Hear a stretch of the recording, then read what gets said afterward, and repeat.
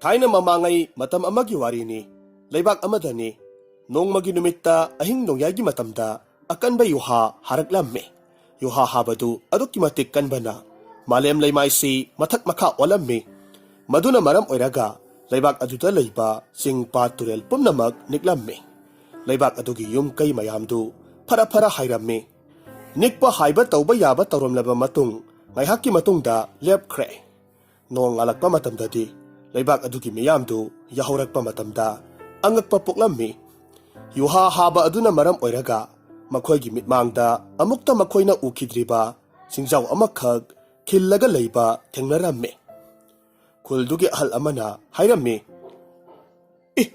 karino aigi mitsina uribasibo asengbrane masibo masigi singsidi hana leiba amukta ukidrida. Asumna leibak miyamdu angakpasingdugi maramda wari narammi. Nakal amaromdana thangnaba leibak adudana yuha habaduna maram oiraga makhoygi singjaw amakhak leimaidagi mangkhirammi. Leibak adudana singdu mangkhiba adugi warina leibak sara salammi. Asumna sing mangkhiba asida nupa amana asumna hairammi, onthokpanida leibaksi awafamda soidanamak taraganido. Wadu tavada nupa amana amuk ngakna khummi, kari torabage tada na leibak asibu awafamda tarani hairiba asibo. Hai, ataygi natene leibak asibu nungayaybi marang kaina palhalamba matik leiba singdo leibak asidagi mangkhrene hai. Adunani iyambana hairibase. Ahal dugi wadu tavada naha aduna magi marup kayada hairiba wafamdu tamlammi. Madu tavada leibak sinba thungna amana amada wafamdu wari narammi. Nakal amaromdana matik leiba sing aduna phawgalakpa leibak adudi sing aduna phawgalakpa numit adudagi hauduna leibak tugi miyamdu suru nomlupa khuding kanabata oirammi. Oirakliba mataw asida nupa amana asumna hairammi, iyamba aikoigi mitmangda itha thajadana khanghaudaba numit amada khillaga leiramliba singse achamba sing mande. Masigi singsi hek phawgalakhiba numit adudagi hauduna aikoigi leibakse awat apa leitana panba haibado oiraklibani. Amana amuk khumlammi, suminehe nangna haribado.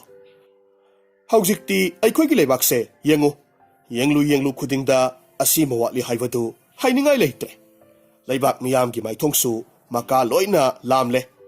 Singsi asamba sing natte matik mayai leiba sing soidanamak oini. Masigi singse yayoiba hainabu kauba yarabani. Asumna hainaduna leibak miyamdu singdugi matik mayaidu sonarammi. Asum tawna leibak adudi nongmagi khumang sausinba leibak ama oiraklammi. Nakal amaromdana thangnaba leibak adudi nongmagi maning hanba leibak ama asum oiraklammi. Oirakliba mataw aduda leibak adugi ningthaw adudi leibak tugi awatpa mayamdugi khanbada waabana mapa leiramde. Leibak adugi ningthaw thangtekna khalammi, kari matawno taruklibasibo aigi leibak asibo nongmagi awatpana asum henjilakle. Asumna asum tawrabadi leibak miyamsi wabagi pandon lomba haibadu oirani. Asi khanduna ningthawdu wakhalna phumbangnarami. Mahaki wakhal wana leiba mataw aduda manay asanba thawan jawna urammi. Thawan jawna ningthaw thangtekki manakta sangsillaga hairami, iningthaw na maithong nungsuk nungjana na leibiriba adubo kari karamba ningba thungdababu leirabage. Nanayda singadana pawmenbiyo.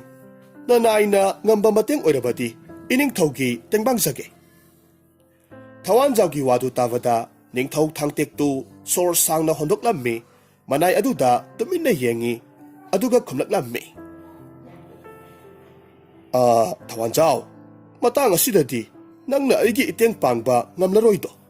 Adugi saruk phamnaiba mayamdo aina mifam ama tawsi haiduna hairuso. Iningthaw ibungo, nanayna iningthawna takpiriba adu soidanamak tamjaruge. Tawbatabu nanay aina hagachariba adugi paukhum adutadi pinabiyo. Ningthaw thangtek thawanjawgi wadu tabada mahakna thawai waribadugi maramda ꯊꯋꯥꯟꯖꯥꯎꯗ ꯍꯥꯏꯔꯝꯃꯤ꯫ ꯃꯅꯥꯏꯗꯨ ꯅꯤꯡꯊꯧꯗꯨꯒꯤ ꯋꯥꯗꯨ ꯇꯥꯕꯗ ꯉꯥꯏꯍꯥꯛ ꯋꯥꯈꯜ ꯇꯧꯔꯒ ꯂꯩꯔꯝꯃꯤ꯫ ꯃꯗꯨ ꯎꯕꯗ ꯅꯤꯡꯊꯧ ꯑꯗꯨꯅ ꯃꯅꯥꯏ ꯑꯗꯨꯗ ꯃꯍꯥꯛꯅ ꯄꯥꯡꯒꯗꯕ ꯁꯤꯟꯊꯥ ꯄꯥꯡꯂꯨꯔꯣ ꯍꯥꯏꯅ ꯍꯥꯏꯔꯝꯃꯤ꯫ ꯊꯋꯥꯟꯖꯥꯎ ꯋꯥꯈꯜ ꯑꯁꯨꯝ ꯈꯜꯂꯝꯕꯗꯒꯤ ꯋꯥꯈꯜ ꯑꯃꯈꯛ ꯂꯥꯛꯂꯝꯃꯤ꯫ ꯃꯔꯝ ꯑꯗꯨꯅ ꯃꯥꯏꯊꯣꯡ ꯃꯀꯥ ꯂꯥꯝꯅ ꯅꯤꯡꯊꯧ ꯊꯥꯡꯇꯦꯛꯇ ꯑꯁꯨꯝꯅ ꯍꯥꯏꯔꯝꯃꯤ꯫ ꯏꯅꯤꯡꯊꯧ, ꯎꯄꯥꯏ ꯑꯃꯗꯤ ꯂꯩꯔꯦ꯫ ꯃꯅꯥꯏ ꯑꯁꯥꯟꯕꯗꯨꯒꯤ ꯋꯥꯗꯨ ꯅꯤꯡꯊꯧ ꯑꯗꯨꯅꯗꯤ ꯀꯌꯥ ꯊꯣꯏꯅ ꯂꯨꯝꯅ ꯂꯧꯔꯝꯗꯦ꯫ ꯑꯗꯨꯕꯨ ꯃꯅꯥꯏ ꯑꯗꯨꯅ ꯍꯥꯏꯔꯤꯕꯗꯨ ꯇꯥꯗ꯭ꯔꯕꯗꯤ ꯅꯨꯡꯉꯥꯏꯔꯔꯣꯏ ꯈꯟꯗꯨꯅ ꯇꯞꯅ ꯈꯨꯝꯃꯤ꯫ ꯊꯋꯥꯟꯖꯥꯎ, ꯀꯔꯤ ꯎꯄꯥꯏꯅꯣꯅꯦ ꯅꯪꯅ ꯍꯥꯏꯔꯤꯕꯗꯨꯕꯣ? ꯅꯤꯡꯊꯧ ꯊꯥꯡꯇꯦꯛꯀꯤ ꯋꯥꯗꯨ ꯇꯥꯕꯗ ꯃꯅꯥꯏ ꯑꯁꯥꯟꯕꯗꯨꯅ ꯈꯨꯝꯂꯛꯂꯝꯃꯤ꯫ ꯏꯅꯤꯡꯊꯧ ꯏꯕꯨꯡꯉꯣ, ꯀꯣꯅꯨꯡꯒꯤ ꯑꯃꯥꯏꯕꯤ ꯄꯤꯁꯛꯀꯤ ꯃꯅꯥꯛ ꯆꯠꯂꯒ ꯋꯥ ꯇꯥꯅꯔꯨꯕꯅ ꯍꯦꯟꯅ ꯐꯒꯗ꯭ꯔꯥ ꯈꯟꯖꯩꯗꯣ꯫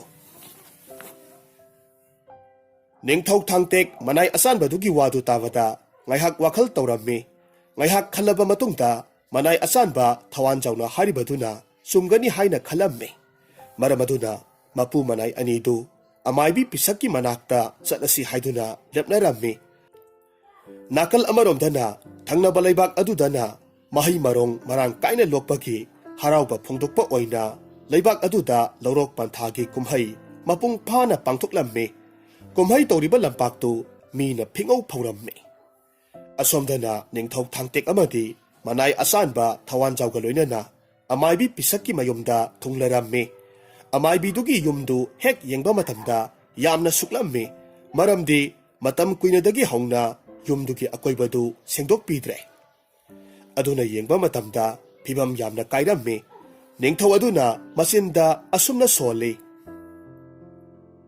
ꯑꯃꯥꯏꯕꯤ ꯑꯁꯤꯕꯨ ꯃꯌꯨꯝ ꯃꯀꯩꯒꯥꯁꯤꯕꯨ ꯀꯔꯤꯃꯠꯇ ꯌꯦꯡꯁꯤꯟꯗ꯭ꯔꯕ ꯖꯥꯠꯂꯅꯦ? ꯁꯣꯛꯉꯅꯁꯨ ꯂꯣꯏꯔꯦ ꯇꯧꯔꯤꯁꯦ꯫ ꯑꯁꯤ ꯍꯥꯏꯗꯨꯅ ꯅꯤꯡꯊꯧꯗꯨ ꯃꯅꯥꯏ ꯑꯁꯥꯟꯕ ꯊꯋꯥꯟꯖꯥꯎꯒ ꯂꯣꯏꯅꯅ ꯑꯃꯥꯏꯕꯤ ꯄꯤꯁꯛꯀꯤ ꯁꯨꯃꯥꯡꯗ ꯂꯦꯞꯂꯝꯃꯤ꯫ ꯊꯋꯥꯟꯖꯥꯎꯅ ꯈꯣꯟꯖꯦꯜ ꯀꯜꯂꯞꯅ ꯏꯃꯨꯡꯗ ꯑꯣꯟꯁꯤꯜꯂꯒ ꯀꯧꯔꯝꯃꯤ꯫ ꯍꯣ ꯏꯕꯦꯟ, ꯍꯣ ꯏꯕꯦꯟ ꯄꯤꯁꯛ! ꯄꯤꯁꯛꯁꯨ ꯃꯄꯥꯜꯗ ꯃꯤꯅ ꯀꯧꯔꯤꯕꯗꯨ ꯇꯥꯔꯗꯨꯅ ꯃꯈꯨꯠꯇ ꯆꯩꯁꯨ ꯑꯃꯈꯛ ꯄꯥꯏꯔꯒ ꯃꯄꯥꯜ ꯊꯣꯔꯛꯂꯝꯃꯤ꯫ ꯑꯃꯥꯏꯕꯤꯗꯨ ꯑꯍꯜ ꯌꯥꯝꯅ ꯑꯣꯏꯕꯅ ꯃꯃꯤꯠ ꯑꯗꯨꯁꯨ ꯃꯁꯦꯟ ꯃꯔꯥꯡ ꯎꯔꯝꯃꯤ꯫ ꯄꯤꯁꯛꯅ ꯍꯥꯏꯔꯛꯈꯤ꯫ ꯀꯅꯥ ꯀꯅꯥꯅꯣꯅꯦ ꯏꯕꯨꯡꯉꯣ? ꯀꯔꯤ ꯍꯥꯏꯒꯦ ꯍꯥꯏꯕꯅꯣ?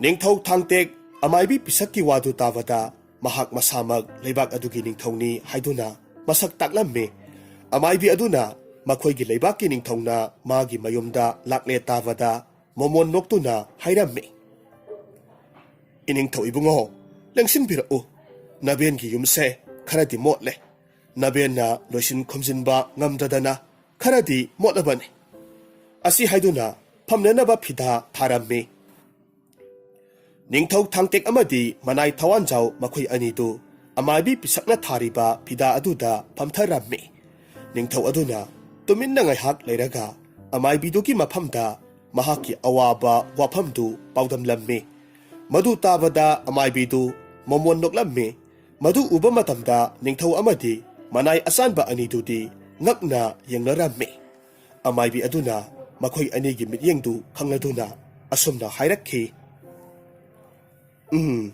ꯅꯈꯣꯏ ꯑꯅꯤꯅ ꯉꯛꯄ ꯐꯥꯎꯔꯤꯕꯗꯣ ꯉꯛꯅꯤꯡꯉꯥꯏ ꯑꯣꯏꯗꯦ꯫ ꯅꯕꯦꯟꯗꯤ ꯉꯁꯥꯏꯅ ꯏꯅꯤꯡꯊꯧꯅ ꯅꯕꯦꯟꯒꯤꯗ ꯂꯥꯛꯀꯅꯤ ꯍꯥꯏꯕꯁꯦ ꯈꯪꯂꯕꯅꯤ꯫ ꯑꯗꯨꯅꯅꯤ ꯅꯕꯦꯟ ꯑꯩꯅ ꯅꯣꯛꯂꯤꯕꯗꯣ꯫ ꯑꯃꯥꯏꯕꯤ ꯄꯤꯁꯛꯀꯤ ꯋꯥꯗꯨ ꯇꯥꯕꯗ ꯅꯤꯡꯊꯧ ꯑꯃꯗꯤ ꯃꯅꯥꯏ ꯊꯋꯥꯟꯖꯥꯎ ꯑꯃꯨꯛꯀ ꯍꯦꯟꯅ ꯉꯛꯂꯝꯃꯤ꯫ ꯃꯈꯣꯏ ꯑꯅꯤꯒꯤ ꯃꯇꯧꯗꯨꯗ ꯑꯃꯥꯏꯕꯤ ꯑꯗꯨꯅ ꯅꯣꯛꯂꯒ ꯍꯥꯏꯔꯝꯃꯤ꯫ ꯅꯕꯦꯟꯁꯦ ꯑꯆꯝꯕ ꯃꯥꯏꯕꯤ ꯅꯠꯇꯦꯅꯦꯍꯦ꯫ ꯇꯨꯡꯒꯤ ꯄꯣꯔꯝ ꯎꯕ ꯉꯝꯕꯤꯅꯤ꯫ ꯅꯈꯣꯏꯅ ꯂꯥꯛꯂꯤꯕꯒꯤ ꯃꯔꯝꯁꯨ ꯑꯩꯅ ꯍꯥꯟꯅ ꯈꯪꯂꯕꯅꯤꯅꯦ꯫ ꯑꯁꯤ ꯍꯥꯏꯗꯨꯅ ꯑꯃꯥꯏꯕꯤ ꯑꯗꯨꯅ ꯅꯤꯡꯊꯧ ꯑꯗꯨꯗ ꯃꯍꯥꯛꯀꯤ ꯑꯋꯥꯕꯗꯨ ꯀꯣꯛꯅꯅꯕ ꯂꯝꯕꯤ ꯁꯣꯏꯗꯅꯃꯛ ꯇꯥꯛꯀꯅꯤ ꯍꯥꯏꯔꯝꯃꯤ꯫ ꯃꯗꯨ ꯇꯥꯕꯗ ꯅꯤꯡꯊꯧ ꯑꯗꯨꯗꯤ ꯍꯔꯥꯎꯕꯒꯤ ꯃꯄꯥ ꯂꯩꯈꯤꯗ꯭ꯔꯦ꯫ ꯅꯤꯡꯊꯧꯅ ꯃꯥꯏꯊꯣꯡ ꯃꯀꯥ ꯂꯥꯝꯅ ꯑꯁꯨꯝꯅ ꯍꯥꯏꯔꯛꯈꯤ꯫ ꯏꯕꯦꯟ, ꯏꯕꯦꯟꯅ ꯅꯁꯨꯒꯤ ꯑꯋꯥꯕꯁꯤꯕꯨ ꯀꯣꯛꯄꯤꯕ ꯉꯝꯂꯕ? ꯏꯕꯦꯟꯅ ꯍꯥꯏꯕ ꯈꯨꯗꯤꯡ ꯅꯁꯨꯅ ꯊꯨꯡꯍꯟꯖꯒꯦ꯫ ꯑꯁꯤ ꯍꯥꯏꯗꯨꯅ ꯅꯤꯡꯊꯧ ꯑꯗꯨꯅ ꯑꯃꯥꯏꯕꯤꯗꯨꯗ ꯈꯨꯔꯨꯝꯂꯝꯃꯤ꯫ ꯃꯗꯨꯗ ꯑꯃꯥꯏꯕꯤ ꯄꯤꯁꯛꯅ ꯅꯤꯡꯊꯧꯕꯨ ꯉꯝꯕꯣꯏ ꯉꯝꯗꯕꯣꯏ ꯍꯨꯒꯠꯄꯤꯔꯝꯃꯤ꯫ ꯑꯗꯨꯒ ꯑꯁꯨꯝꯅ ꯈꯨꯝꯃꯤ꯫ ꯍꯥꯏ ꯑꯉꯥꯎꯕ, ꯀꯝꯂꯥ ꯀꯨꯔꯨ ꯀꯥꯔꯕ ꯑꯩꯅꯕꯨ ꯍꯧꯖꯤꯛꯄꯨ ꯀꯔꯤꯕꯨ ꯑꯃꯨꯛ ꯄꯥꯝꯂꯛꯈꯤꯅꯤ ꯍꯥꯏꯕꯒꯦ? ꯑꯩꯒꯤ ꯍꯥꯏꯕꯕꯨ ꯂꯩꯕꯥꯛ ꯑꯁꯤꯅ ꯃꯔꯥ ꯇꯞꯅ ꯄꯥꯟꯕ ꯑꯗꯨ ꯈꯛꯇꯅꯤ꯫ ꯑꯁꯨꯝꯅ ꯍꯥꯏꯗꯨꯅ ꯃꯈꯣꯏ ꯑꯍꯨꯝꯗꯨ ꯂꯩꯕꯥꯛ ꯑꯗꯨꯕꯨ ꯀꯔꯝꯅ ꯃꯔꯥ ꯇꯞꯅ ꯄꯥꯜꯍꯟꯁꯤꯒꯦ ꯍꯥꯏꯅ ꯋꯥ ꯇꯥꯅꯔꯝꯃꯤ꯫ ꯋꯥꯔꯤ ꯉꯥꯏꯍꯥꯛ ꯁꯥꯟꯅꯔꯕ ꯃꯇꯨꯡꯗ ꯑꯃꯥꯏꯕꯤ ꯑꯗꯨꯅ ꯅꯤꯡꯊꯧ ꯑꯗꯨꯗ ꯃꯍꯥꯛꯅ ꯄꯥꯝꯂꯤꯕꯗꯨ ꯊꯨꯡꯒꯦ ꯍꯥꯏꯔꯕꯗꯤ ꯊꯪꯅꯕ ꯂꯩꯕꯥꯛꯇ ꯆꯠꯂꯨ, ꯃꯇꯤꯛ ꯃꯌꯥꯏ ꯂꯩꯕ ꯆꯤꯡ ꯑꯗꯨꯗꯒꯤ ꯂꯩꯕꯥꯛ ꯈꯔ ꯂꯧꯔꯨꯁꯣ ꯍꯥꯏꯔꯝꯃꯤ꯫ ꯑꯗꯨꯒ ꯂꯩꯕꯥꯛꯇꯨ ꯄꯨꯔꯛꯇꯨꯅ ꯃꯈꯣꯏꯒꯤ ꯀꯣꯅꯨꯡꯗ ꯂꯩꯔꯤꯕ ꯏꯐꯨꯠ ꯑꯗꯨꯗ ꯊꯥꯗꯔꯕꯗꯤ ꯂꯩꯕꯥꯛ ꯑꯗꯨ ꯍꯥꯟꯅꯒꯤ ꯐꯤꯕꯝꯗ ꯅꯨꯡꯉꯥꯏ ꯌꯥꯏꯕꯤ ꯃꯔꯥꯡ ꯀꯥꯏꯅ ꯄꯥꯟꯒꯅꯤ ꯍꯥꯏꯅ ꯍꯥꯏꯔꯝꯃꯤ꯫ ꯅꯤꯡꯊꯧꯗꯨ ꯑꯃꯥꯏꯕꯤꯗꯨꯒꯤ ꯋꯥꯗꯨ ꯇꯥꯕꯗ ꯑꯁꯨꯝꯅ ꯈꯨꯝꯂꯛꯂꯝꯃꯤ꯫ ꯏꯕꯦꯟ, ꯏꯕꯦꯟꯅ ꯍꯥꯏꯔꯤꯕ ꯋꯥ ꯑꯗꯨꯕꯨ ꯌꯥꯝꯅ ꯂꯥꯏꯕ ꯃꯥꯜꯂꯕꯁꯨ ꯊꯪꯅꯕ ꯂꯩꯕꯥꯛꯇ ꯆꯠꯄ ꯍꯥꯏꯕꯁꯤ ꯑꯔꯥꯏꯕꯗꯤ ꯑꯣꯏꯔꯣꯏꯗꯧꯔꯤꯕꯅꯤ꯫ ꯑꯩꯅ ꯍꯦꯛꯇ ꯏꯐꯣꯡ ꯐꯣꯡꯅ ꯆꯠꯂꯨꯕ ꯃꯇꯝꯗ ꯃꯗꯨ ꯑꯀꯥꯏꯕ ꯑꯣꯏꯒꯗ꯭ꯔꯥ ꯈꯟꯖꯩꯗꯣ꯫ ꯅꯤꯡꯊꯧꯒꯤ ꯋꯥꯐꯝꯗꯨ ꯇꯥꯕꯗ ꯃꯅꯥꯏ ꯊꯋꯥꯟꯖꯥꯎꯅꯁꯨ ꯋꯥꯐꯝ ꯑꯗꯨꯃꯛ ꯍꯥꯏꯔꯝꯃꯤ꯫ ꯃꯗꯨ ꯇꯥꯔꯨꯕ ꯃꯇꯝꯗ ꯑꯃꯥꯏꯕꯤꯗꯨ ꯋꯥꯈꯜ ꯉꯥꯏꯍꯥꯛ ꯇꯧꯋꯤ꯫ ꯑꯃꯥꯏꯕꯤ ꯄꯤꯁꯛ ꯉꯥꯏꯍꯥꯛ ꯈꯜꯂꯕ ꯃꯇꯨꯡꯗ ꯈꯨꯝꯂꯛꯂꯝꯃꯤ꯫ ꯏꯅꯤꯡꯊꯧ ꯏꯕꯨꯡꯉꯣ, ꯏꯅꯤꯡꯊꯧꯅ ꯊꯕꯛꯇꯨ ꯄꯥꯡꯗꯕ ꯌꯥꯗꯦ ꯈꯜꯂꯒꯗꯤ ꯏꯅꯤꯡꯊꯧꯁꯤ ꯁꯛ ꯂꯣꯠꯂꯒ ꯂꯩꯕꯥꯛ ꯑꯗꯨꯗ ꯆꯠꯂꯕꯗꯤ ꯀꯔꯤꯁꯨ ꯑꯀꯥꯏꯕ ꯂꯩꯔꯣꯏ ꯍꯥꯏꯅ ꯈꯜꯂꯤꯗꯣ꯫ ꯅꯤꯡꯊꯧꯗꯨ ꯑꯃꯥꯏꯕꯤꯗꯨꯒꯤ ꯋꯥꯗꯨ ꯇꯥꯕꯗ ꯉꯥꯏꯍꯥꯛ ꯋꯥꯈꯜ ꯈꯜꯂꯝꯃꯤ꯫ ꯋꯥꯈꯜ ꯉꯥꯏꯍꯥꯛ ꯈꯜꯂꯕ ꯃꯇꯨꯡꯗ ꯑꯃꯥꯏꯕꯤ ꯑꯗꯨꯅ ꯍꯥꯏꯔꯤꯕꯗꯨ ꯇꯧꯔꯒꯦ ꯍꯥꯏꯅ ꯈꯜꯂꯦ꯫ ꯑꯗꯨꯕꯨ ꯂꯩꯕꯥꯛ ꯑꯗꯨꯅ ꯀꯅꯥꯅ ꯑꯃꯨꯛ ꯁꯦꯟꯅꯍꯧꯒꯗꯕ ꯍꯥꯏꯅ ꯑꯃꯨꯛ ꯈꯜꯂꯝꯃꯤ꯫ ꯃꯗꯨ ꯈꯜꯂꯛꯄ ꯃꯇꯝꯗ ꯅꯤꯡꯊꯧꯗꯨ ꯁꯣꯔ ꯁꯥꯡꯅ ꯍꯣꯟꯗꯣꯛꯂꯝꯃꯤ꯫ ꯑꯁꯨꯝꯅ ꯍꯥꯏꯔꯛꯈꯤ꯫ ꯏꯕꯦꯟ, ꯏꯕꯦꯟꯅ ꯍꯥꯏꯔꯤꯕ ꯑꯗꯨꯃꯛ ꯇꯧꯔꯒꯦ ꯍꯥꯏꯅꯗꯤ ꯈꯟꯖꯔꯦ꯫ ꯑꯗꯨꯕꯨ ꯑꯩꯅ ꯂꯩꯕꯥꯛꯁꯤ ꯊꯥꯗꯣꯛꯂꯒ ꯆꯠꯈ꯭ꯔꯕꯗꯤ ꯂꯩꯕꯥꯛꯁꯤ ꯀꯅꯥꯅ ꯌꯦꯡꯁꯤꯜꯍꯧꯒꯅꯤ?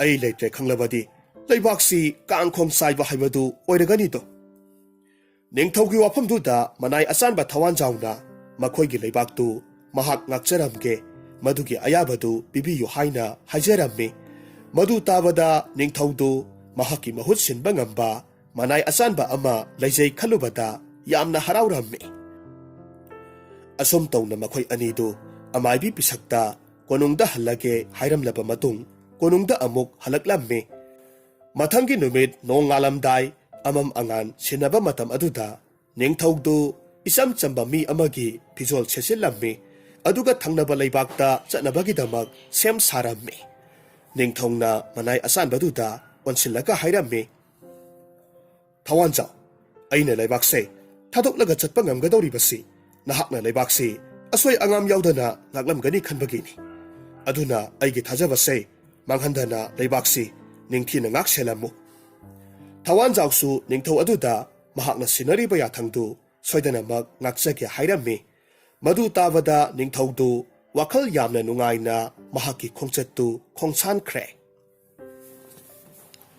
ꯅꯥꯀꯜ ꯑꯃꯔꯣꯝꯗꯅ ꯃꯇꯤꯛ ꯂꯩꯕ ꯆꯤꯡ ꯑꯗꯨꯅ ꯐꯥꯎꯒꯠꯂꯛꯄ ꯂꯩꯕꯥꯛ ꯑꯗꯨꯗ ꯂꯩꯀꯣꯜ ꯁꯦꯝꯒꯠꯄ ꯄꯥꯝꯖꯕꯤ, ꯃꯦꯂꯩ ꯀꯧꯕꯤ, ꯃꯁꯛ ꯃꯇꯧ ꯌꯥꯝꯅ ꯐꯖꯕꯤ ꯂꯩꯁꯥꯕꯤ ꯑꯃꯈꯛ ꯂꯩꯔꯝꯃꯤ꯫ ꯂꯩꯕꯥꯛ ꯑꯗꯨꯒꯤ ꯄꯥꯈꯪꯁꯤꯡꯗꯨ ꯅꯨꯡꯇꯤ ꯅꯨꯃꯤꯠ ꯈꯨꯗꯤꯡꯒꯤ ꯃꯦꯂꯩꯒꯤ ꯐꯖꯕ ꯌꯦꯡꯕ ꯑꯣꯏꯅ ꯃꯍꯥꯛꯅ ꯁꯦꯝꯒꯠꯂꯤꯕ ꯂꯩꯀꯣꯜ ꯑꯗꯨꯗ ꯂꯩ ꯌꯦꯡꯕ ꯁꯥꯗꯨꯅ ꯂꯥꯛꯅꯔꯝꯃꯤ꯫ ꯃꯗꯨ ꯄꯨꯝꯅꯃꯛꯁꯨ ꯃꯦꯂꯩꯅ ꯂꯣꯏꯅꯃꯛ ꯈꯪꯂꯝꯃꯤ꯫ ꯑꯗꯨꯕꯨ ꯃꯦꯂꯩ ꯃꯗꯨꯒꯤ ꯃꯌꯥꯝꯗꯨ ꯀꯔꯤꯁꯨ ꯈꯪꯗꯕ ꯁꯥꯗꯨꯅ ꯑꯗꯨꯃꯛ ꯂꯩꯔꯝꯃꯤ꯫ ꯃꯦꯂꯩꯗ ꯄꯥꯈꯪ ꯃꯌꯥꯝ ꯑꯗꯨꯅ ꯀꯣꯏꯏꯟ ꯏꯟꯅꯕꯗꯨ ꯎꯕ ꯃꯇꯝꯗ ꯂꯩꯕꯥꯛ ꯑꯗꯨꯗ ꯂꯩꯔꯤꯕ ꯂꯩꯁꯥꯕꯤ ꯃꯌꯥꯝꯗꯨꯗꯤ ꯅꯤꯡꯕ ꯀꯥꯏꯕ ꯍꯥꯏꯕꯗꯨ ꯑꯣꯏꯔꯝꯃꯤ꯫ ꯂꯩꯅꯝꯕꯤ ꯀꯧꯕꯤ ꯂꯩꯁꯥꯕꯤ ꯑꯃꯅ ꯃꯇꯥ ꯃꯌꯥꯝꯗ ꯑꯁꯨꯝꯅ ꯍꯥꯏꯔꯝꯃꯤ꯫ ꯏꯇꯥ ꯃꯌꯥꯝ, ꯃꯥꯒꯤ ꯃꯦꯂꯩ ꯍꯥꯏꯕꯤꯁꯦ ꯀꯔꯤ ꯂꯩꯋꯥꯕꯨ ꯍꯩꯕꯅꯣ ꯈꯪꯗꯦꯅꯦ꯫ ꯅꯨꯄꯥ ꯃꯌꯥꯝꯁꯤ ꯃꯥꯒꯤ ꯃꯇꯨꯡ ꯀꯣꯏꯏꯟ ꯏꯟꯅꯔꯤꯁꯦ꯫ ꯀꯕꯣꯛꯂꯩ ꯀꯧꯕꯤ ꯑꯃꯅ ꯑꯁꯨꯝꯅ ꯈꯨꯝꯂꯝꯃꯤ꯫ ꯍꯣꯏꯅꯦ,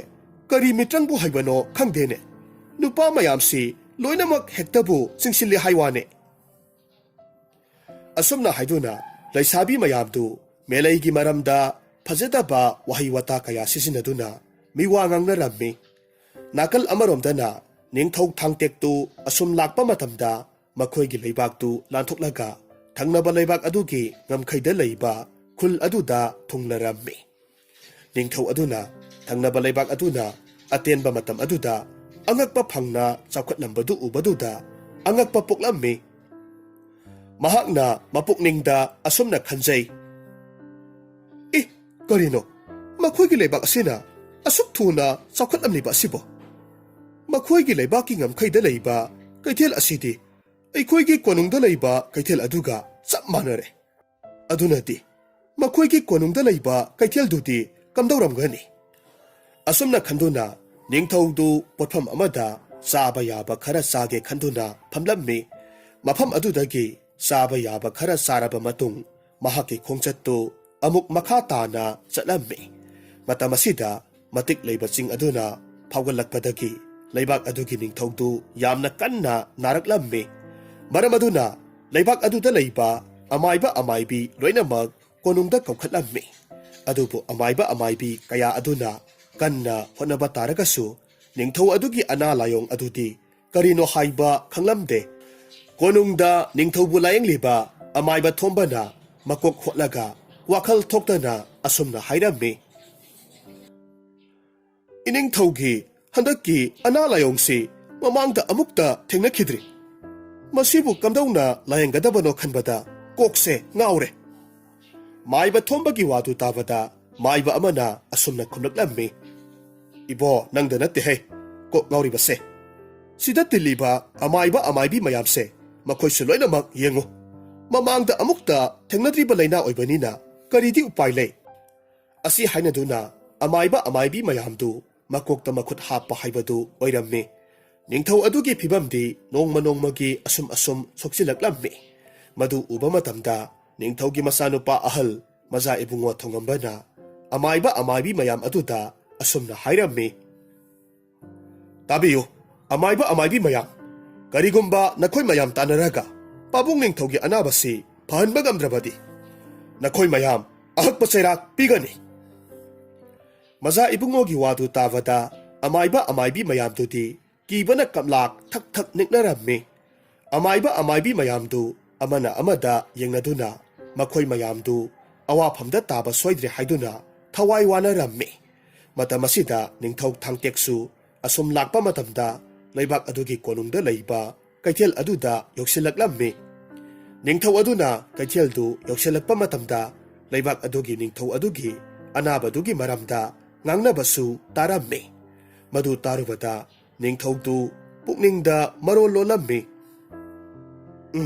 ꯀꯥꯟꯅꯗꯦ, ꯃꯈꯣꯏꯒꯤ ꯂꯩꯕꯥꯛꯀꯤ ꯅꯤꯡꯊꯧꯁꯤ ꯅꯥꯔꯤ ꯍꯥꯏꯔꯕꯅꯤꯅ ꯃꯁꯤꯒꯤ ꯈꯨꯗꯣꯡꯆꯥꯕꯁꯤ ꯂꯧꯔꯒ ꯑꯩ ꯀꯣꯅꯨꯡꯗ ꯃꯇꯝ ꯈꯔ ꯂꯩꯅꯅꯕ ꯍꯣꯠꯅꯔꯒꯦ꯫ ꯑꯁꯨꯝꯅ ꯈꯟꯗꯨꯅ ꯅꯤꯡꯊꯧ ꯊꯥꯡꯇꯦꯛ ꯑꯃꯥꯏꯕ ꯁꯥꯔꯒ ꯀꯣꯅꯨꯡꯒꯤ ꯁꯅꯊꯣꯡ ꯉꯥꯛꯂꯤꯕ ꯊꯣꯡꯉꯥꯛꯄ ꯑꯗꯨꯗ ꯃꯁꯥꯃꯛ ꯑꯃꯥꯏꯕ ꯑꯃꯅꯤ ꯍꯥꯏꯅ ꯍꯥꯏꯔꯝꯃꯤ꯫ ꯁꯅꯊꯣꯡ ꯉꯥꯛꯂꯤꯕ ꯊꯣꯡꯉꯥꯛꯄ ꯑꯗꯨꯅꯁꯨ ꯊꯥꯡꯇꯦꯛꯀꯤ ꯋꯥꯗꯨ ꯇꯥꯕꯗ ꯍꯔꯥꯎꯅ ꯉꯥꯏꯍꯥꯛ ꯉꯥꯏꯕꯤꯔꯝꯃꯨ ꯃꯆꯥ ꯏꯕꯨꯡꯉꯣ ꯊꯣꯡꯉꯝꯕꯗ ꯄꯥꯎ ꯄꯤꯖꯔꯨꯒꯦ ꯍꯥꯏꯗꯨꯅ ꯍꯔꯥꯎꯅ ꯆꯦꯟꯁꯤꯟꯈꯤ꯫ ꯃꯗꯨ ꯎꯕ ꯃꯇꯝꯗ ꯅꯤꯡꯊꯧ ꯊꯥꯡꯇꯦꯛꯇꯨ ꯅꯣꯛꯐꯦꯠ ꯇꯧꯅ ꯁꯅꯊꯣꯡ ꯃꯃꯥꯡ ꯑꯗꯨꯗ ꯂꯦꯞꯂꯒ ꯂꯩꯍꯧꯔꯝꯃꯤ꯫ ꯃꯆꯥ ꯏꯕꯨꯡꯉꯣ ꯊꯣꯡꯉꯝꯕꯗꯤ ꯊꯣꯡꯉꯥꯛꯄ ꯑꯗꯨꯅ ꯇꯝꯂꯤꯕ ꯄꯥꯎꯗꯨ ꯇꯥꯕꯗ ꯊꯣꯡꯉꯥꯛꯄ ꯑꯗꯨꯗ ꯑꯣꯟꯁꯤꯜꯂꯒ ꯑꯁꯨꯝꯅ ꯍꯥꯏꯔꯝꯃꯤ: ꯍꯥꯏ, ꯀꯔꯤꯒꯤ ꯁꯅꯊꯣꯡꯗ ꯂꯦꯞꯂꯒ ꯂꯩꯍꯜꯂꯤꯕꯅꯣ? ꯆꯠꯂꯨ, ꯊꯨꯅꯃꯛ ꯍꯧꯖꯤꯛꯃꯛ ꯑꯃꯥꯏꯕꯗꯨ ꯀꯧꯁꯤꯜꯂꯛꯀꯗꯕꯅꯤ꯫ ꯊꯣꯡꯉꯥꯛꯄꯗꯨ ꯃꯆꯥ ꯏꯕꯨꯡꯉꯣ ꯊꯣꯡꯉꯝꯕꯅ ꯊꯥꯡꯇꯦꯛꯄꯨ ꯀꯧꯁꯤꯜꯂꯛꯎ ꯍꯥꯏꯕꯗꯨ ꯇꯥꯕꯗ ꯊꯨꯅ ꯁꯅꯊꯣꯡ ꯇꯝꯅ ꯂꯥꯛꯂꯝꯃꯤ꯫ ꯅꯤꯡꯊꯧ ꯊꯥꯡꯇꯦꯛꯄꯨ ꯀꯧꯁꯤꯜꯂꯛꯂꯝꯃꯤ꯫ ꯅꯤꯡꯊꯧ ꯊꯥꯡꯇꯦꯛꯇꯨ ꯊꯣꯡꯉꯥꯛꯄ ꯑꯗꯨꯒꯤ ꯃꯇꯨꯡ ꯏꯟꯗꯨꯅ ꯀꯣꯅꯨꯡꯗ ꯑꯁꯨꯝ ꯆꯪꯁꯤꯜꯂꯛꯂꯝꯃꯤ꯫ ꯅꯤꯡꯊꯧ ꯊꯥꯡꯇꯦꯛꯅ ꯑꯁꯨꯝ ꯆꯪꯁꯤꯜꯂꯛꯄ ꯃꯇꯝꯗ ꯀꯣꯅꯨꯡꯒꯤ ꯑꯀꯣꯏꯕꯗꯨ ꯀꯣꯏꯂꯩ ꯂꯩꯔꯒ ꯌꯦꯡꯉꯤ꯫ ꯃꯍꯥꯛꯀꯤ ꯄꯨꯛꯅꯤꯡꯗ ꯑꯁꯨꯝꯅ ꯈꯜꯂꯝꯃꯤ: ꯀꯔꯤꯅꯣ ꯃꯈꯣꯏꯒꯤ ꯀꯣꯅꯨꯡ ꯑꯁꯤꯗ ꯂꯩꯇꯦꯡ ꯑꯃꯠꯇ ꯍꯥꯞꯇ꯭ꯔꯤꯕ ꯑꯁꯤꯅ?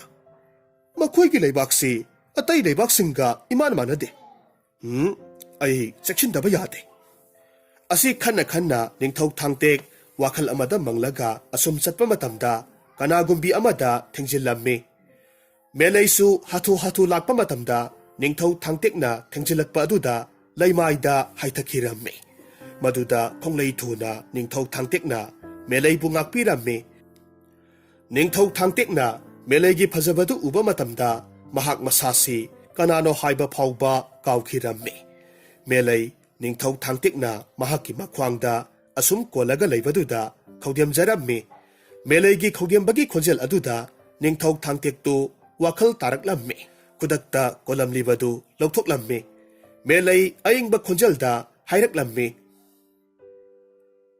lambi chatlinena mangda yenglaga chatlabadi phadauba ningthau thangtek tu melegi wadu tawada ikaiba khajik phaurammi adubu ngamnana ba haiduna asumna khumlaklammi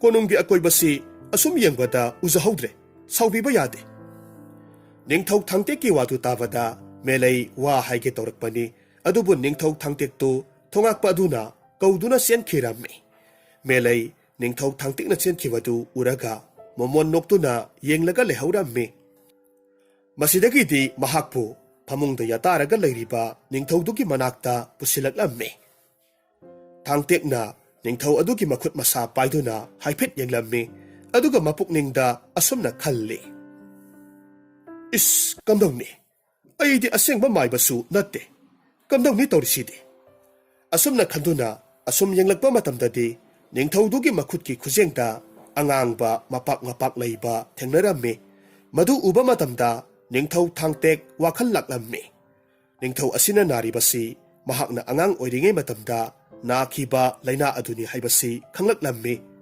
maramasina mahakna mamon noktuna asumna hairakhi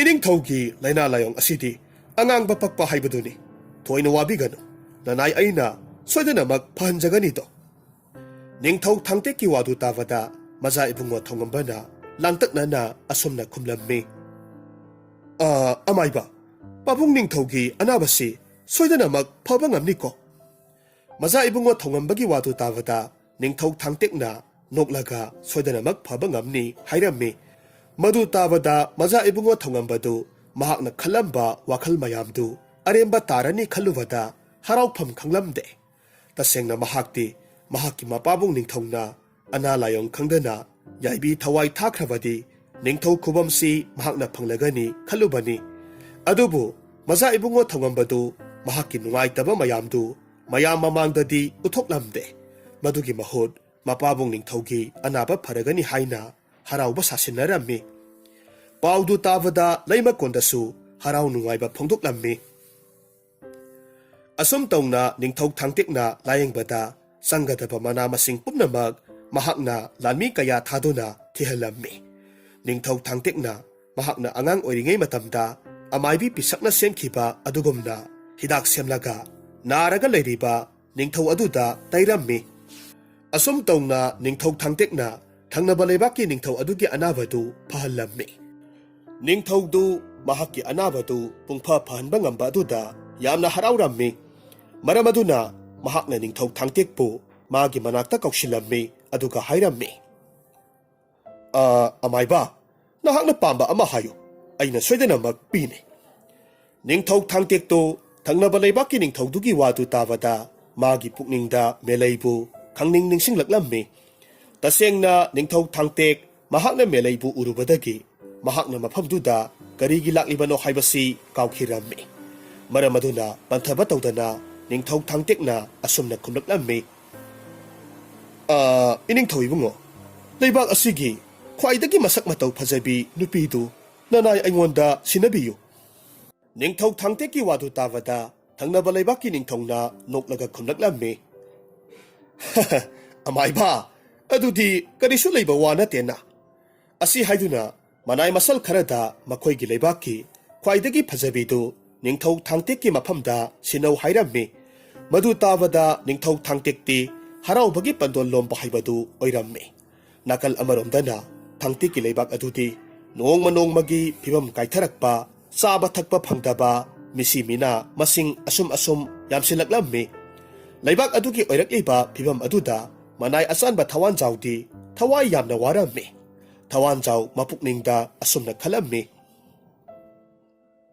ꯑꯩꯈꯣꯏꯒꯤ ꯏꯅꯤꯡꯊꯧ ꯑꯗꯨꯕꯨ ꯀꯔꯤ ꯈꯨꯗꯣꯡꯊꯤꯕ ꯅꯪꯂꯕ ꯖꯥꯠꯅꯣ ꯍꯧꯖꯤꯛ ꯐꯥꯎꯕ ꯍꯜꯂꯛꯇ꯭ꯔꯤꯕ ꯑꯁꯤꯕꯣ ꯁꯣꯝꯗꯅ ꯂꯩꯕꯥꯛꯁꯦ ꯁꯂꯥꯛ ꯁꯥꯔꯦ ꯇꯧꯔꯤꯁꯦ ꯑꯁꯨꯝꯅ ꯈꯟꯗꯨꯅ ꯊꯋꯥꯟꯖꯥꯎꯗꯨ ꯇꯧꯐꯝ ꯈꯪꯗꯕ ꯃꯈꯩ ꯂꯩꯕꯥꯛ ꯃꯤꯌꯥꯝꯒꯤ ꯑꯋꯥꯕꯁꯤ ꯀꯔꯝꯅ ꯀꯣꯛꯀꯅꯤ ꯈꯟꯕꯗ ꯑꯍꯤꯡ ꯅꯨꯡꯊꯤꯜ ꯇꯨꯝꯕ ꯆꯥꯕ ꯆꯪꯗ꯭ꯔꯦ ꯅꯥꯀꯜ ꯑꯃꯔꯣꯝꯗꯅ ꯅꯤꯡꯊꯧ ꯊꯥꯡꯇꯦꯛꯇꯨ ꯃꯦꯂꯩꯒ ꯑꯐꯕ ꯅꯨꯃꯤꯠ ꯑꯃ ꯌꯦꯡꯂꯒ ꯊꯪꯅꯕ ꯂꯩꯕꯥꯛꯀꯤ ꯅꯤꯡꯊꯧ ꯑꯗꯨꯅ ꯂꯩꯕꯥꯛ ꯄꯨꯡꯖꯥꯎ ꯈꯤꯟꯗꯨꯅ ꯂꯨꯍꯣꯡꯂꯝꯃꯤ ꯃꯇꯥꯡ ꯑꯁꯤꯗ ꯅꯤꯡꯊꯧꯗꯨꯒꯤ ꯃꯆꯥꯅꯨꯄꯥ ꯑꯍꯜ ꯃꯖꯥ ꯏꯕꯨꯡꯉꯣ ꯊꯧꯉꯝꯕꯗꯨ ꯃꯍꯥꯛꯅ ꯄꯥꯝꯖꯕ ꯅꯨꯄꯤꯁꯨ ꯑꯃꯨꯛ ꯅꯤꯡꯊꯧ ꯊꯥꯡꯇꯦꯛꯅ ꯂꯧꯈꯤꯕꯗꯨꯗ ꯅꯤꯡꯕ ꯀꯥꯏꯕ ꯍꯥꯏꯕꯗꯨ ꯑꯣꯏꯔꯝꯃꯤ꯫ ꯃꯆꯥ ꯏꯕꯨꯡꯉꯣ ꯊꯣꯡꯉꯝꯕꯗꯨ ꯌꯨ ꯇꯞ ꯇꯥꯕ ꯃꯈꯩ ꯊꯛꯆꯤꯜꯂꯒ ꯍꯥꯏꯔꯪ ꯍꯥꯏꯔꯪ ꯇꯧꯗꯨꯅ ꯂꯝꯖꯥꯎꯗ ꯆꯠꯂꯝꯃꯤ꯫ ꯃꯆꯥ ꯏꯕꯨꯡꯉꯣ ꯊꯣꯡꯉꯝꯕꯅ ꯉꯥꯎꯔꯤ ꯉꯥꯎꯔꯤ ꯃꯆꯤꯟꯗ ꯑꯁꯨꯝꯅ ꯁꯣꯜꯂꯤ꯫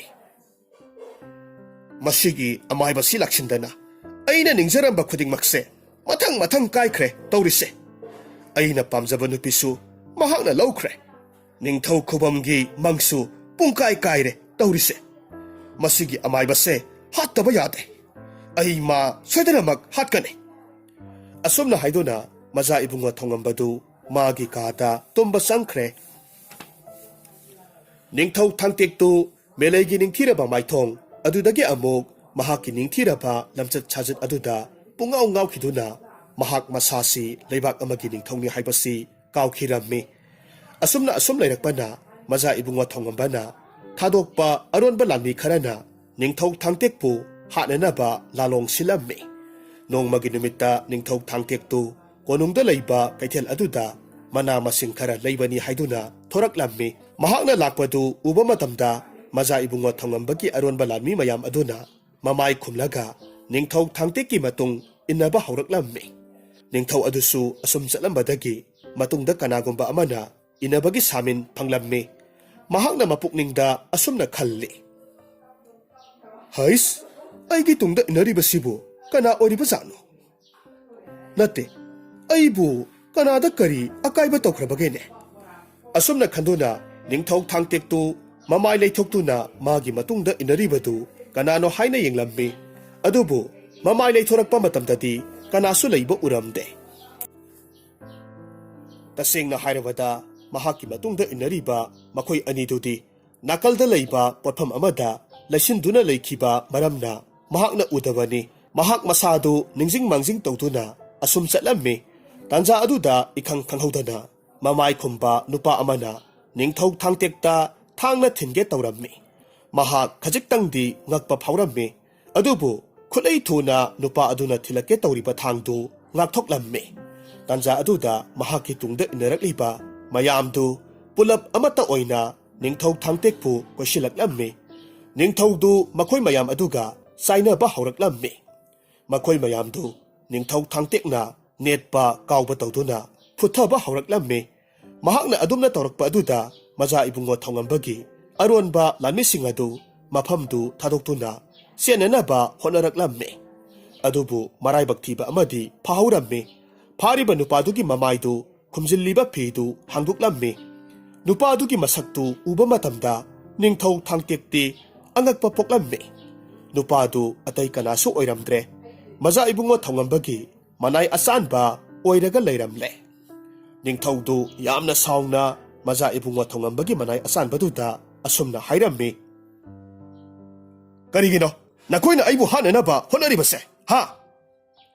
ꯑꯁꯨꯝꯅ ꯈꯪꯂꯥꯎ ꯂꯥꯎꯔꯛꯄꯗꯨꯗ ꯃꯆꯥ ꯏꯕꯨꯡꯉꯣ ꯊꯣꯡꯉꯝꯕꯒꯤ ꯃꯅꯥꯏ ꯑꯆꯥꯟꯕꯗꯨ ꯀꯤꯅ ꯃꯆꯥ ꯏꯕꯨꯡꯉꯣ ꯊꯣꯡꯉꯝꯕꯅ ꯊꯥꯔꯛꯄꯅꯤ ꯍꯥꯏꯅ ꯇꯝꯂꯝꯃꯤ꯫ ꯃꯗꯨ ꯇꯥꯕꯗ ꯅꯤꯡꯊꯧ ꯊꯥꯡꯇꯦꯛꯇꯨ ꯉꯛꯄꯗ ꯈꯝ ꯊꯦꯡꯈ꯭ꯔꯦ꯫ ꯑꯗꯨꯒ ꯀꯔꯤ ꯃꯔꯝꯒꯤꯅꯣ ꯍꯥꯏꯅ ꯍꯪꯂꯝꯃꯤ꯫ ꯃꯗꯨ ꯇꯥꯕꯗ ꯃꯆꯥ ꯏꯕꯨꯡꯉꯣ ꯊꯣꯡꯉꯝꯕꯒꯤ ꯃꯅꯥꯏ ꯑꯆꯥꯟꯕ ꯑꯗꯨꯅ ꯑꯁꯨꯝꯅ ꯈꯨꯝꯂꯛꯂꯝꯃꯤ, ꯃꯗꯨꯗꯤ ꯀꯔꯤꯒꯤꯅꯣ ꯈꯪꯖꯗꯦ, ꯃꯆꯥ ꯏꯕꯨꯡꯉꯣꯅ ꯍꯥꯏꯕ ꯑꯗꯨꯇꯅꯤ ꯑꯩꯅ ꯇꯧꯖꯔꯤꯕꯁꯦ꯫ ꯅꯤꯡꯊꯧ ꯊꯥꯡꯇꯦꯛ ꯃꯆꯥ ꯏꯕꯨꯡꯉꯣ ꯊꯣꯡꯉꯝꯕꯒꯤ ꯃꯅꯥꯏ ꯑꯆꯥꯟꯕꯗꯨꯒꯤ ꯄꯥꯎꯈꯨꯝꯗꯨ ꯇꯥꯔꯨꯕ ꯃꯇꯝꯗ ꯃꯩ ꯍꯧꯅ ꯁꯥꯎꯔꯝꯃꯤ꯫ ꯃꯔꯝ ꯑꯗꯨꯅ ꯃꯍꯥꯛ ꯄꯟꯊꯕ ꯇꯧꯗꯅ ꯀꯣꯅꯨꯡꯗ ꯂꯥꯛꯂꯝꯃꯤ꯫ ꯃꯆꯥ ꯏꯕꯨꯡꯉꯣ ꯊꯣꯡꯉꯝꯕꯒ ꯎꯅꯒꯦ ꯍꯥꯏꯔꯝꯃꯤ꯫ ꯅꯤꯡꯊꯧ ꯊꯥꯡꯇꯦꯛ ꯑꯣꯏꯕ ꯑꯗꯨꯗ ꯊꯣꯉꯥꯛꯄ ꯑꯗꯨꯅꯁꯨ ꯀꯔꯤꯁꯨ ꯈꯟꯊꯔꯨꯕ ꯇꯧꯗꯅ ꯅꯤꯡꯊꯧ ꯊꯥꯡꯇꯦꯛꯅ ꯍꯥꯏꯔꯤꯕꯗꯨ ꯌꯥꯔꯝꯃꯤ꯫ ꯃꯁꯤꯗꯒꯤ ꯃꯍꯥꯛ ꯄꯟꯊꯕ ꯇꯧꯗꯅ ꯊꯨꯅ ꯃꯆꯥ ꯏꯕꯨꯡꯉꯣ ꯊꯣꯡꯉꯝꯕꯒꯤ ꯀꯥꯗ ꯂꯥꯛꯂꯝꯃꯤ꯫ ꯑꯗꯨꯒ ꯃꯆꯥ ꯏꯕꯨꯡꯉꯣ ꯊꯣꯡꯉꯝꯕꯒꯤ ꯃꯃꯥꯏꯗ ꯀꯤꯟꯅ ꯊꯤꯟꯖꯤꯜꯂꯝꯃꯤ꯫ ꯃꯆꯥ ꯏꯕꯨꯡꯉꯣ ꯊꯣꯡꯉꯝꯕꯁꯨ ꯁꯥꯎꯅ ꯃꯈꯨꯠ ꯍꯜꯂꯛꯂꯝꯃꯤ꯫ ꯑꯗꯨꯗꯒꯤ ꯃꯈꯣꯏ ꯑꯅꯤꯗꯨ ꯑꯉꯝ ꯑꯉꯝꯕ ꯄꯪꯐꯨꯗ ꯐꯨꯅꯔꯝꯃꯤ꯫ ꯇꯧꯔꯤꯕ ꯃꯇꯧꯗꯨ ꯃꯆꯥ ꯏꯕꯨꯡꯉꯣ ꯊꯣꯡꯉꯝꯕꯒꯤ ꯃꯅꯥꯏ ꯑꯃꯅ ꯅꯤꯡꯊꯧꯗ ꯇꯝꯂꯝꯃꯤ꯫ ꯄꯥꯎꯗꯨ ꯇꯥꯔꯨꯕꯗ ꯅꯤꯡꯊꯧꯗꯨ ꯁꯥꯎꯅ ꯑꯁꯨꯝꯅ ꯍꯥꯏꯔꯝꯃꯤ, ꯍꯥ, ꯀꯔꯤ ꯍꯥꯏꯕ? ꯐꯩ, ꯈꯪꯒꯅꯤ꯫ ꯑꯩ ꯍꯧꯖꯤꯛꯃꯛ ꯃꯈꯣꯏ ꯑꯅꯤꯒꯤ ꯃꯅꯥꯛꯇ ꯆꯠꯀꯦ꯫ ꯀꯔꯤ ꯃꯔꯝꯒꯤ ꯐꯨꯅꯔꯤꯕꯅꯣ ꯍꯥꯏꯕꯗꯣ ꯍꯪꯂꯨꯒꯦ꯫ ꯑꯁꯨꯝꯅ ꯍꯥꯏꯗꯨꯅ ꯅꯤꯡꯊꯧ ꯑꯗꯨ ꯃꯅꯥꯏ ꯃꯁꯜ ꯈꯔꯒ ꯂꯣꯏꯅꯅ ꯅꯤꯡꯊꯧ ꯊꯥꯡꯇꯦꯛ ꯑꯃꯗꯤ ꯃꯆꯥ ꯏꯕꯨꯡꯉꯣ ꯊꯣꯡꯉꯝꯕꯒꯤ ꯃꯅꯥꯛꯇ ꯂꯥꯛꯂꯝꯃꯤ꯫ ꯐꯨꯅꯔꯝꯕ ꯑꯗꯨ ꯅꯤꯡꯊꯧ ꯎꯕ ꯃꯇꯝꯗ ꯐꯨꯅꯕ ꯇꯣꯛꯂꯒ ꯇꯨꯃꯤꯟꯅ ꯅꯣꯟꯊꯔꯒ ꯂꯩꯅꯔꯝꯃꯤ꯫ ꯅꯤꯡꯊꯧ ꯑꯗꯨꯅ ꯑꯁꯥꯎꯕ ꯈꯣꯟꯖꯦꯜꯗ ꯍꯥꯏꯔꯛꯈꯤ, Karigino, nakoi anina punari babu. Tangte, nahak na puri basi, laibak amagi maza ibungo ni haibasi, kaurabra. Aduga no pamasa, nahak si, laibak si ki maza ibungo amani haibasi, kaurabra. Asi haiduna, ningthaw aduna makoy anibu sayramme. Mapabong ningthaw na saybadu taraga, maza ibungo thongambana, asumna kumlamme. Ipa ibungo, tangtek na maramdi haidana, aigi maisida kinna thilakpani. Aduda aisu sauduna khut halure. Adudagi masi thokibani. Maza ibungo thongambagi wadu tabada, ningthaw tangtek na, ningthaw aduda maza ibungo thongambana, manay masal kaya tharaktuna, mabu hananaba honabadu tamlamme. Madu tabada maza ibungo thongambadu, lawai satpa haibadu oiramme. Tangtek ki wadu tabada, ningthaw aduna, masano pada saungna yenglamme, karigino hanglamme. Maza ibunga thongamba karisu haiba ngamdana lat tauraga leiramme. Maza ibunga thongamba na lat tauraga leiba aduda ningthaw aduna masano pada saiba horaklamme. Ningthaw tangtekna ningthaw bu khamlamme. Tauriba matawduda maza ibunga thongambadi ingak-ngaklamme. Ningthaw tangtekto ningthaw aduda mayum halagi hairamlaga mayum tamna halaklamme. Asumna matam khara haukre nong maginumita ningthaw tangteki khomlen manglan chada amabi pisak laktuna asumna hairamme. Isu ibungo nahaki thaudangdu kauraba male. Nahak hauzik tumduna leibagi matam natre nayumda amuk halaklo. Mahak khangprek khangduna mitkap thoraklamme. Matamasida mahak wakal taraklamme. Mahak na leibak aduda kari tawba lakhibano haibasi khangning ningsing lakhi. Mathangi ayukta ningthaw tangtek nambo thabo tawduna matik leiba singdugi manakta chatlamme. Mahakna singdugi singkhong yorabada singdugi leipak khara phi amada yomsillamme.